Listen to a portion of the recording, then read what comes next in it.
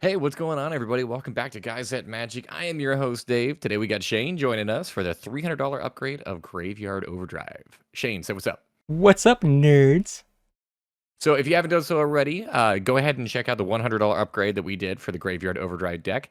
This one, however, is going to be a $300 budget, so we've expanded on this one a little bit. And Shane, just to clarify, is this one a continuation of that 100? This will be a continuation, so everything that was in the 100 will be in this one. As far as this deck goes, tell me a little bit about the commander, the general direction. Is there any kind of like change in theme or motif between the 100 and 300? We're sticking with Disa, like you said, it's going to be a continuation.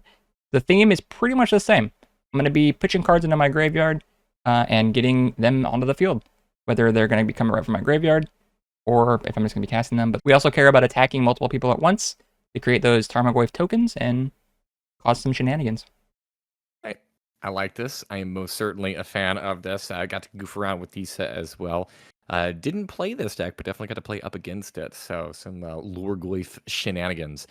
For those of you who are wondering where Corum, the Undertaker, the backup legendary creature that can also helm this deck, where the upgrade for that one is going to be, we do have a Patreon. So you can find the link for that down below. If you do want to check out the Patreon, we do post the $100 and $300 upgrades for the alternative commanders that come out with these products, as well as gameplays that go along with them as well. Hey, what's up, nerds? Today's video is sponsored by our good friends over at Evoke the Art, Bespoke Token Series. If you're looking for another way to upgrade your decks, Evoke the Art's got you covered. Their complete set comes with 50 tokens, 45 of which are double-sided, offering a diverse range of artwork and utility. Head on over to zaximutstudios.etsy.com to pick up yours today. You can find the link in the description. Once again, huge thanks to Evoke the Art. Now let's get back to the video. The cards that we're going to post up here on the screen right now, these were all cards that were included in the 100. And because this is a continuation, that means we're going to be adding these into the deck, as well as the cards that we're going to be talking about today as well. With that being said, let's go ahead, let's dive in. What are some of the new cards that you threw in for the $300? The first one I wanted to talk about is a Lorgoyf, actually, that came out in the MH3 set. It was a little bit on the pricey side, so I couldn't get it in the 100 edition, but that is Nethergoyf. It's for 1 black mana, a star, 1+ star Lorgoyf, and it says its power is equal to the card types among cards in graveyards, and its toughness is equal to that number +1. It also has escape for 2 and a black, so you can exile any number of cards from your graveyard with 4 or more card types among them, and then you can pay that mana cost and cast it again. So just in case you don't have Disa, you can get it back from your graveyard into play. This is just a cool Goyf, though. This is so interesting to me. This is essentially just kind of like the same thing that we got with the original Goyf, but this one has a little bit of recursion to it, and it's cheaper. Cheaper and the recursion, yeah. Power creep is real, man. All right. Let's see if Goyf makes its way back into Modern, but this definitely looks like one that's playable here for Commander. What are some of the other cool cards that you've added in? Well, like I said, we got a bigger budget now, so we can play with bigger, badder cards. The first of which I think goes perfect in this deck is Hermit Druid. So 1 and a green for a 1/1 Druid. You could pay a green and tap it. Reveal cards from the top of your library until you reveal a basic land card. Put that card into your hand and put all other revealed cards into your graveyard. This does run a good amount of lands, basics I mean. So maybe like, what, 12-ish? So you will run into those basic lands. But the fact that you can just get chunks of cards into your graveyard at once with these on the field, you could just pitch a bunch and then maybe flip over 3, 4 Goyfs. This card could be a very heavy swing. I'm a huge fan of Hermit Druid, especially in mill decks. If you can drop down the number of basic lands that you're including in here, this will allow you to just like throw massive chunks of your library directly into the grave, which in a deck like this is just adding fuel to the fire. Yeah, we're a big fan. And if we have Maxwood Nexus, everything you dump into the graveyard, that's a creature is coming back. So really cool. The next one I'm putting in is the Big Bad Shieldred, the Whispering one. For 5 and 2 black, it's a 6/6 Praetor. It has Swamp Walk, and it says at the beginning of your upkeep, return target creature card from your graveyard to the battlefield. And it also says at the beginning of each opponent's upkeep, that player sacrifices a creature. If you're playing any kind of graveyard recursion deck, I'm sure this card is in it. It's a great way to start bringing things back from the grave and just punishing your opponents. They're probably not going to want to keep this card alive for very long. Yeah, this one's pretty good. Very terrifying. It's the OG Shieldred. We all know and love her. I mean, if you play her, you'll love her. This next creature, though, looks significantly less scary. What is this? It's a cute thing. So after playing Disa, I realized just how important it is to have her on the field probably as quick as you can because your strategy kind of revolves around her. And I wanted to put in this mana accelerant, or I guess mana dork. That's Delighted Halfling for 1 green mana. It's a 1/2 Halfling Citizen. You could tap it to add a colorless, or you could tap it, add 1 mana of any color, spend that mana only to cast legendary spells, and that spell can't be countered. So your legendaries in this deck are uncounterable now, and it's just a great way to pump out your commander faster. I love this card. A pretty solid mana dork there. Is that going to do it for all the creatures? Just those 4? That's actually it. Honestly, I really liked the 100. It was pretty solid, so I just wanted to add these extra little heavy hitters, and then everything else is going to be kind of just better. All right. Well, it looks like you do have 2 enchantments that are making their way into this deck. What are these? The first one of which is Conspiracy. 3 and 2 black for an enchantment that says, as it enters the battlefield, choose a creature type. It also says creature cards that you own that aren't in play, creature spells that you control, and creatures you control are the chosen type. This is kind of like having another copy of Masswood Nexus in your deck. Everything turns into a Goyf. It's fantastic. Yeah, pretty good card there, especially if you do care about a specific kindred, such as Goyfs. There's a limited number of them, so might as well play a card that allows you to just have, well, no longer so much a limited number of them. Yeah. And then this one is going to be caring about the other part of Disa, which is making the Tarmogoyf tokens. That's Parallel Lives. For 3 and a green, it's an enchantment that says, if an effect would put 1 or more tokens onto the battlefield under your control, it puts twice that many of those tokens onto the battlefield instead. So you make, let's say, 2 Goyfs. Well, now you're making 4. It's great. Yep, like that card a lot. Parallel Lives, pretty solid effect there. I also love how this card is getting a little bit cheaper, I feel like. Yeah, exactly. So you know what? It gets to play in this deck now.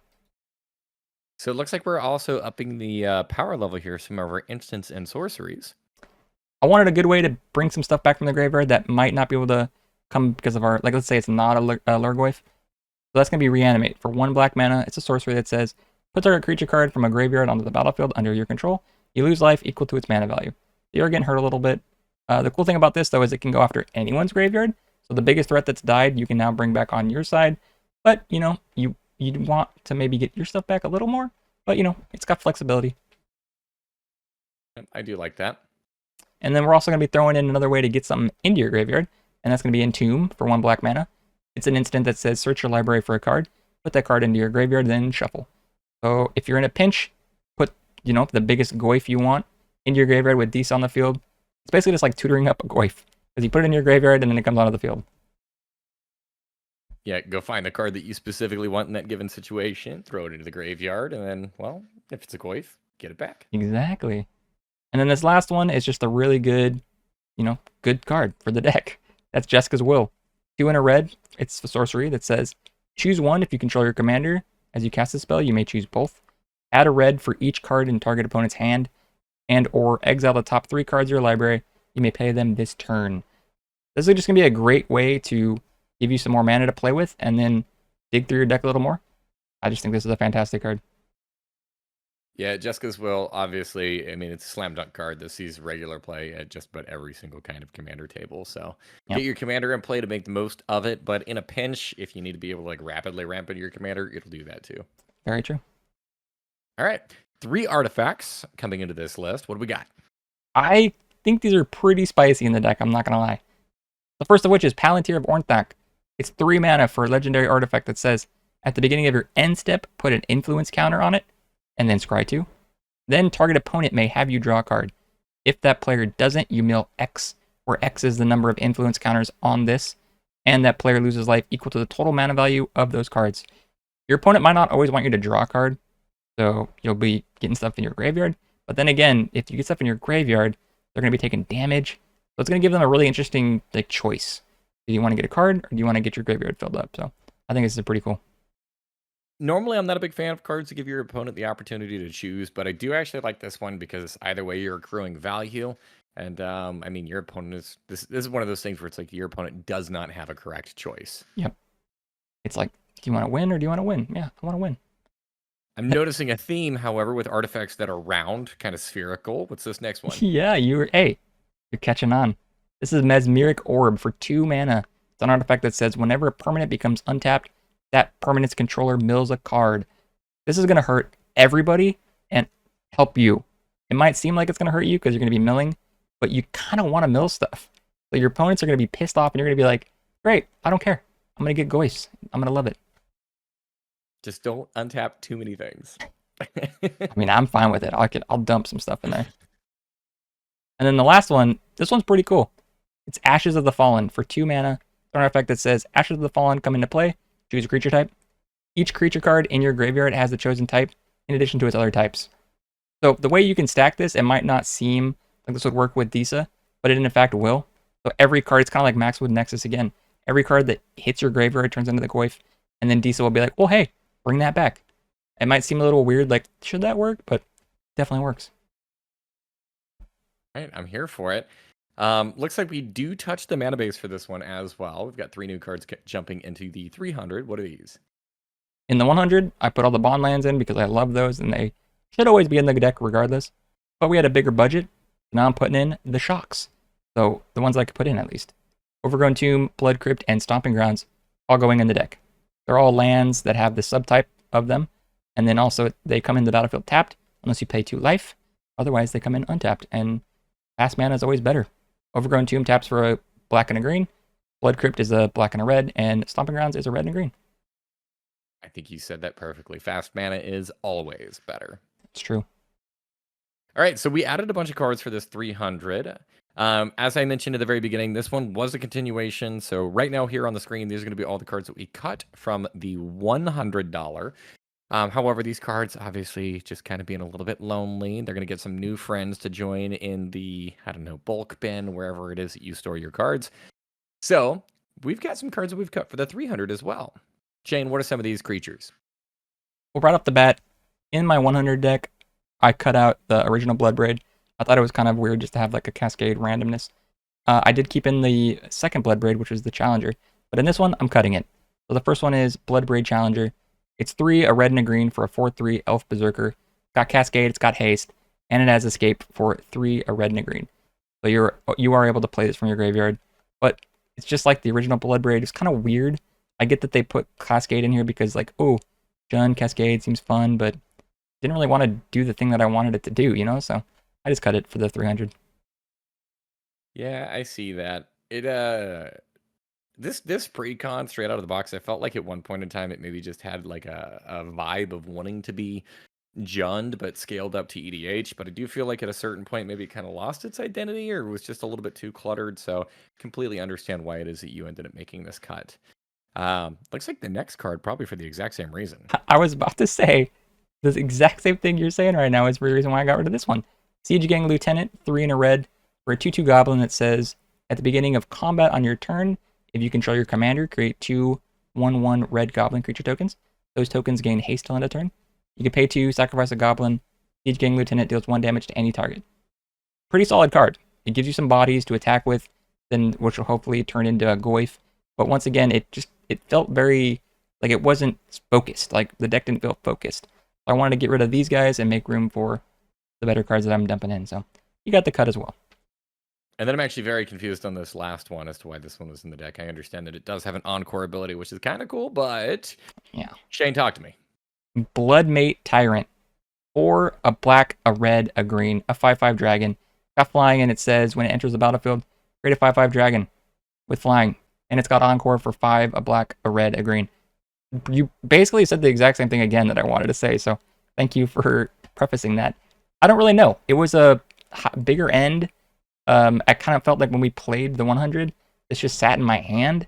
Didn't really help with my strategy, and yeah, I guess if you happen to mill it, you can play it again. I don't know, it felt clunky, so I got it out. Yeah, this is just like, it's a lot of power and a lot of toughness for a lot of mana. That's Yeah. about it. Yep. Curious though, it looks like the next 2 creatures that you ended up dropping from this list, at least I myself am a bit more of a fan of than the previous ones we've talked about. Explain to me what these cards are, and then of course your reasoning as to why it is you cut these. For playing with Disa, I'm actually cutting out the backup, which is Korm, the Undertaker. 1, a black, a red, a green for a 0/5 human warrior. It says that it gets +X/+O, where X is the greatest power among creature cards in all graveyards. When he attacks, each player mills a card. It also says during each of your turns, you may play a land card and cast a spell from among cards in graveyards that were put from their library this turn. Great card. Fantastic card. And I get that it's helping a little bit with the mill, I just didn't think that, I needed to focus more on this guy. I really wanted to lean in to just like the goif, goif, goif, and then mill, mill, mill. The one mill, that's cute. You're going to be attacking, but I'm not going to take advantage of the massive X. Like he might be a 5. He might, he could be a 5/5, a 4/4/5. It's not going to get that critical mass of like in the backup. He could be an 18/5. I just didn't think like it was all that necessary. So ultimately, I had to make room and I cut him. Yeah, I do understand that. It's kind of like a Goif, but sadly it lacks that creature type, so. Unfortunate, unless you have one of those things that turns him into a goif. But otherwise, I don't know. It's a good card though. Don't get me wrong. Good card. And this next one actually is a Goif. Talk to me. It is. Well, kind of. It's a shape. It's everything. You're right. This is Grave Shifter. It's 3 a black for a 2/2 shapeshifter. It is a changeling, so it could be the goif. It says when it enters the battlefield, you may return target creature card from your graveyard to your hand. That's cool. This card sat in my hand a couple times when we played just because I'm dumping things in my graveyard that I actually want to keep in the graveyard. And this isn't a May. But like there was a time where I had this card in my hand. I'm like, well, I only have Anger and Brawn in the library, and if I play that, then they get to my hand. Like it just felt a little weird. I don't know. Ultimately, you could keep it in the deck if you want because it can be a goif, but I cut it out in mine. No, that totally makes sense for me. Looks like we're also bumping up some of the instants and sorceries here. Talk to me about the sorcery first. Well, I'm getting rid of Chandra's Ignition for 3 and 2 red. It's a sorcery that says target creature you control deals damage equal to its power to each other creature and each opponent. That seems good on paper. It's maybe a board wipe. Hopefully, if you have a big creature. I didn't really have things that were that big ultimately. And when I did play this deck against you guys, this just sat in my hand.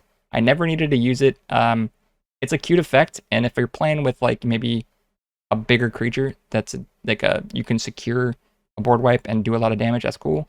But for 5 mana, if you're not dealing with the board, it just again felt like a dead card to me. So I got it out of there.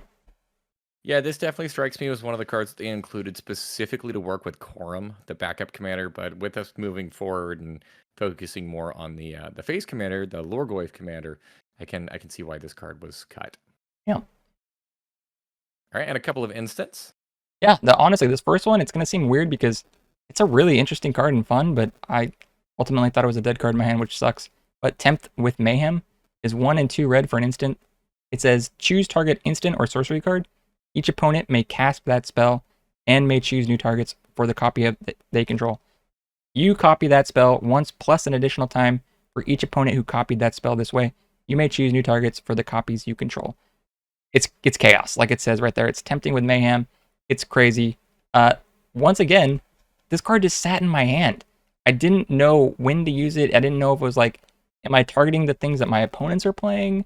Am I targeting the things that I'm going to play? Then give my opponents a copy, but then ultimately that gives me another copy. Like it seems like a very cool card, but it just didn't feel right in this build to me. Yeah, I do get that. These cards, I just feel like it's, I don't know, giving your opponent a choice and giving your opponent card advantage because they have the potential to copy this. It is such a weird thing that like you have to find that beautiful sweet spot of like how are you still guaranteeing that you're accruing enough value off of this to still justify playing it. So I can completely understand your reasoning here. I don't think that this is the kind of deck that really wants these effects. Yeah, I mean, maybe I'm wrong, but once again, this is just my build, so by all means, if you like this card and it's working for you, don't listen to me. It just didn't work for me, so I got it out of there. All right, and this next piece of flexibility. Yeah, flexibility that I'm going to be a broken record for this one, since this is going to be coming out after we've already played against each other. A lot of these cards just sat dead in my hand, and Riveteer's Charm was dead in my hand. It's a black, a red, and a green for an instant. You can choose one. Target opponent sacrifices a creature or planeswalker they control with the highest mana value among creatures and planeswalkers they control, or exile the top 3 cards of your library until your next end step. You may play those cards, or exile target player's graveyard. The removal, that seems pretty good. The exile effect, I guess that's card advantage, and I understand that, but with this deck really just wanting to be dumping into graveyard, when you exile things, you never have access to them again because they're just gone. So I know that you can play them again to the end step, which is cool, but I don't know. I sat on this card, and I never really felt like there was a need in our games to exile a graveyard again. Like, I am the graveyard deck. I don't need to be exiling other people's graveyards. So once again, it just didn't seem like it did enough for me in this build, so I cut it. Okay, I can get that, especially given the context that like we are building these. Obviously, we're going to be playing around with each other whenever it comes to like building and play testing these with the other precons. So sometimes like there's certain, I would say, strategies that you don't necessarily have to worry about. Like if you have like an anti-storm card, you're not really worried about storm whenever it comes to this precon cycle. Um, Not to say that we build these and upgrade these specifically with that intent, but I mean that is at least something to keep in mind. Yeah, no, 100%. This last instant that we have here, I have a lot of feelings about this one. Not necessarily for Commander though. It's a good card. Once again, Grapple with the Past is 1 and a green for an instant. It says you mill 3 cards, and then you may return a creature or land card from your graveyard to your hand. Good recursion. Good way to dump stuff into your bin. It's got a lot of things that you think would check the boxes. Check. It's all good. But it's just kind of like redundant.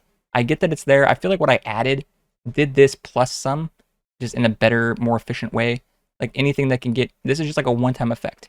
A one-time mill, cool and all, but if I have mills that I can just keep utilizing over and over and over, I'm going to make that swap for that card immediately. And that was my reasoning behind it. Like it's cool for like a little one-time thing, but I think that I added things in that were just more efficient and more usable, I guess.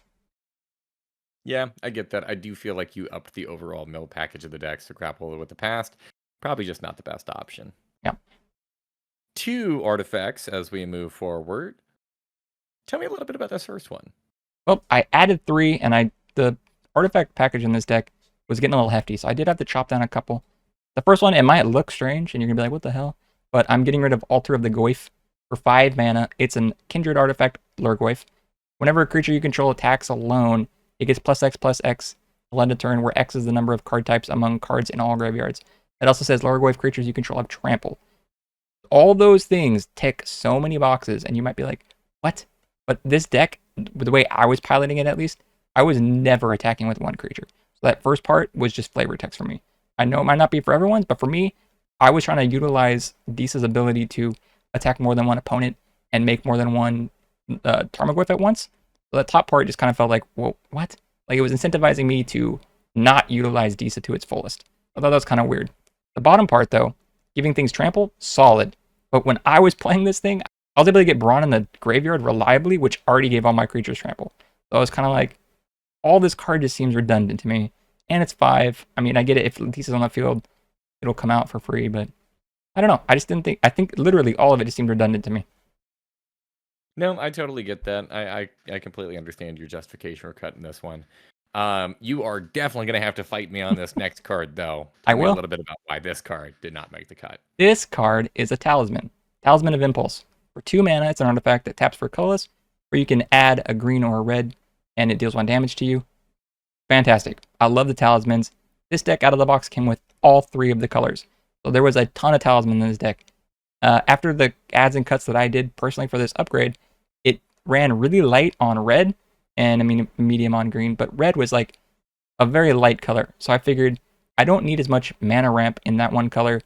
Green, there's other ways to get forests on the field, and I just felt like if I was going to cut anything that was already in the deck, it would be the Talisman of this exact color. That's it. I know that these are great cards. I normally love Talismans, but the deck was just so artifact heavy that I just felt like I could cut one of these and not be punished. Okay. All right. Well, I do respect that. A single enchantment is going to be removed here. Yeah. I honestly don't like this card. I get that it does a lot, and it seems fantastic on paper, but Dead Bridge Chant for a black and a green, it's an enchantment that says when it enters the battlefield, you mill 10. This seems great. And at the beginning of your upkeep, choose a card at random from your graveyard. If it's a creature card, return it to the battlefield. Otherwise, return it to your hand. Again, milling 10 for one time seems good, but this card just sat in my hand once again because the bottom part, at the beginning of your upkeep, you're choosing a creature at random. Once again, if the things in your graveyard, you want them to stay there, then you won't want to play this card because there were cards that, like, I had this card in my hand when Anger and Brawn were in the graveyard. I don't want either one of those creatures to come to my hand because that's going to totally jack up my whole synergy I got going on, right? So I was just kind of like, is it worth to mill 10 more to possibly grab a piece that I'm wrecking with right now? And I just thought that it wasn't worth it. And I think I have so many other ways to reliably get mill. Like, I don't need this card. Yeah, this one's a really weird inclusion. I do like this card normally for mill decks. However, I've definitely got to agree with you that it doesn't really fit in a whole lot here. Milling 10 sounds really cool, but for 6 mana, that's really not very effective. Um, and you kind of want key pieces to be thrown into the graveyard, especially Yeah. with a deck like this. So like running the risk of potentially like, oops, it's reanimated, Yeah. and then like losing some of that benefit, that actually is a downside. Yep. And then, like I said, the pieces that we threw in here, man, you're gonna reliably get so much mill. So I don't think we're losing much getting rid of this card. Okay, and then wrapping this up, we've got a couple of lands that didn't quite make the cut. Yeah, we added 3. We're cutting 3. I'm cutting Canyon Sleuth, Sheltered Thicket, and Myriad Landscape. Canyon Sleuth is a swamp mountain that enters the battlefield tapped always, and it does have cycling too. Sheltered Thicket is, again, a mountain forest. It always enters the battlefield tapped. It's got cycling too as well. And then Myriad Landscape is a land that enters the battlefield tapped always. You could tap for colorless, or you could pay to tap it and then go search up 2 basics that share a type and put them on the battlefield tapped and shuffle. I don't know, man. I don't need these cards. The shocks I'm putting in also have the subtypes and they're fast, so they're not coming in tapped. Cycling is nice and all, but I don't like these cards. I mean, I don't think you have to justify this. This right here looks like classic Precon mana base. So Yeah, it is it's slow, it's clunky. I guess it's cute that it has cycling, but I don't actually care about that. I'd rather have access to the colors that I need, the turn that I needed. So very true. all right, altogether though, that was $300 that we gave you as far as this upgrade went. How much money did you actually spend of that $300? At the time of recording, a lot of things could be in flux, but as of right now, if you take the ads from the 100 and the new ads from this video, it'll come out to $293.58. All right, so saving the people a little bit of money there. Still got what, 6 and some change? Yeah, exactly. Keep it. All right, well, that is going to do it for our $300 upgrade here for Graveyard Overdrive. Like I mentioned beforehand, if you were curious about the backup commander for Quorum for this list, we do have the 100 and 300 that are going to be dropping on our Patreon. You can check that out in the description below. Right now on the screen, you can see our patrons. Thank you so much. As always, we greatly appreciate your support. If you want to check us out on our other social media, we are also on Instagram, TikTok, and also on X at Guys That Magic. Make sure that you like and subscribe to this video. And of course, we have like the other 100 and 300s getting pumped out as well. So check those out too. I know that a lot of people are very excited for the Eldrazi and the Lands deck as well. With that being said, though, this has been Guys at Magic. Until next time, peace. Bye-bye.